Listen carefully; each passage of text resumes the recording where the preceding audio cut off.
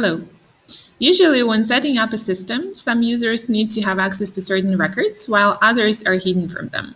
For example, a regular seller needs to see entries associated with his or her opportunities and not to be able to see the work of other sellers. However, the department manager needs to see all the work processes of all sellers in their own department. Top managers need to have access to the records of all departments. In order to restrict access for some users, you need to use roles. You can find them in Administration Panel Users section. Let's see how it looks. The view contains three sections. The first one contains the name, assignment, user, and portal permissions. The second one is scope level. It allows controlling the access for specific scopes or entities. The third one is field level. It allows controlling the access for specific fields. Set assignment permission to restrict ability to reassign records to another user and/or teams. If you set team, then it will be possible to assign only to users from their own teams. If no, users won't be able to reassign at all. It also defines whether a user is able to post to streams of other users or teams. User permission.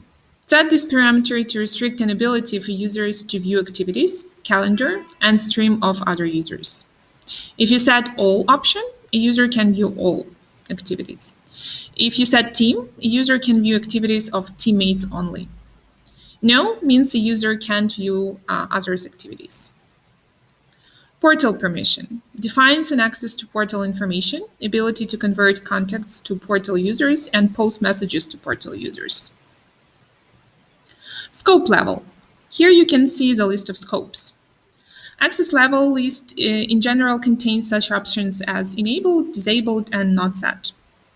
If you set enabled, you can set other access level for this scope. If you set disabled, a user will have no access to this scope. If to leave it as not set, it means it will be skipped. Roles are merged. If another role related to a user defines scope level, this definition will be used for access. If not, it means that default access level will be applied. Create action access contains two options, yes and no. Others mostly contain such options as all, team, own, and no. All level allows doing this action with all records. Team level allows performing the action with records related to teams where the user is a member. Own level allows doing the action with records assigned to a user. And no, this action is forbidden for the user. Field level. Click plus icon next to the specific scope, then select the needed field. Then you will be able to specify the access level for read and edit actions.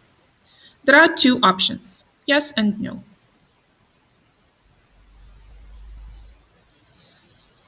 Also, let's notice the default permissions. By default, if there aren't any applied, users can read and edit all records, but they can delete any except those they have created and are assigned to. In settings, you can find ACL strict mode field. If it's set to enabled, access to scopes will be forbidden if it's not specified in roles. If disabled, access to scopes will be allowed if it's not specified in roles. By default, it is set to disabled. Also, by default, users can read all fields if they can read the records. Users can edit any field if they can edit the record. You can restrict access to specific fields using field level security. One user can have multiple roles. Each role defines an access to certain areas or scopes, which are applied to users who own that role. Those roles can be selected for a specific user, roles field in user entry, and or be inherited from the teams that the user belongs to. If a user has multiple roles, then they will be merged so that the permissive rule will have the higher priority. It means if some user has two roles, where one allows the action but the other deprecates, the user will have the permission to do this action. That allows the administrator to manage access level control easily and flexibly. It's possible to see what permissions are applied to a certain user by clicking Access button on the user's profile. Pay attention, the administrator has access to all data in CRM regardless of roles. Let's implement our example. We have two departments, sales and support. We need 5 roles: sales, sales manager, support, support manager, top manager. At first, create a role for sales. Set assignment and user permission as team. Users can assign only to users from their own teams. Accounts. A seller can read and edit information only in accounts related to the team and can create new ones. I want to draw your attention. If you select one access level to action, related action can't have a higher level. For example, if you choose the read level as team, the next action have available level options only team, own, and no. You can't choose all. If you select the edit action level as no, the one available option for delete action level is no. Set the same access levels for contacts and leads. Calls.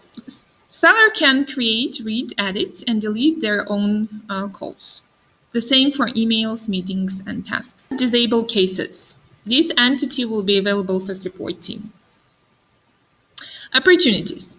Can create, read all in team, edit only their own opportunities, prohibit deleting, and set stream access level in own. Product brands. Available only for reading. Other actions for sellers are forbidden. The same for product categories, products, shipping providers, and taxes. The last we need is access to quotes.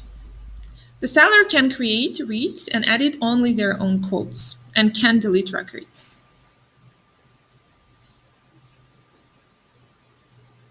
After that, let's create a role sales manager. Set the name, sales manager. Assignment and user permissions in team. Our manager will have the role sales as well, so define only the difference. Accounts. Allow creating all actions set with team level. The same for calls, contacts, emails, leads, meetings, opportunities, reports, tasks, and templates. We set needed access and save. Now we create a role for a support team. At first, let's disable accounts, leads, and opportunities.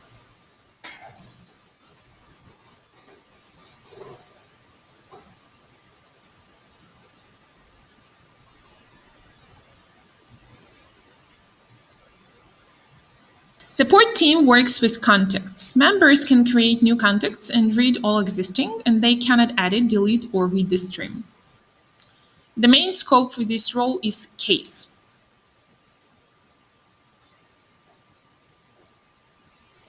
Support team member can create a new one, read and edit only their own cases. The same level access for calls, emails, meetings, and tasks. Also define access to email template scope. Allow support to create and read team-related records.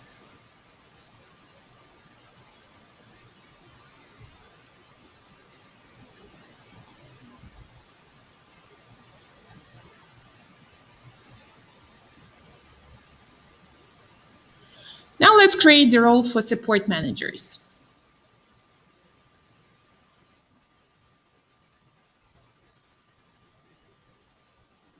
Let's allow managers to read all accounts.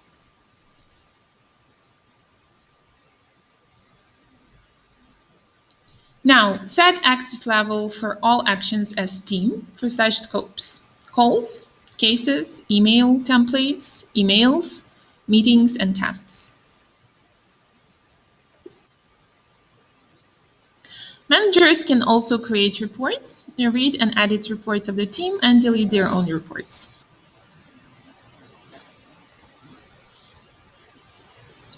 The last one is top manager role.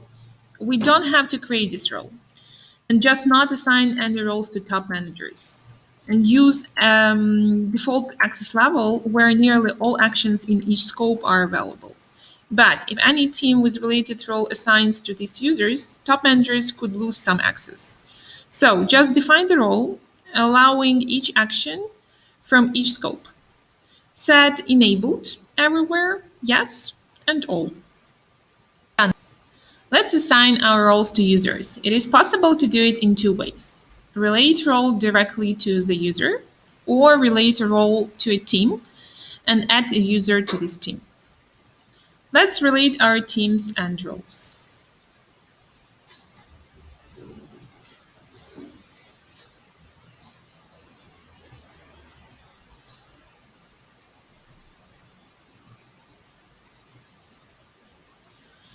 Bill Chan is our top manager. So let's add this role to him to his profile. Now, if this user also has other roles where one allows the action but other deprecates, Bill will have the permission to do this action.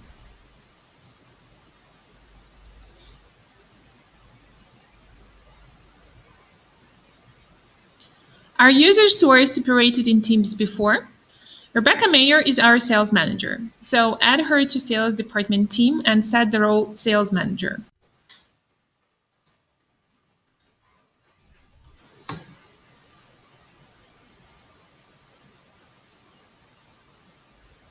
Richard Pan is our support manager, so add him to support team and set the role support manager and save.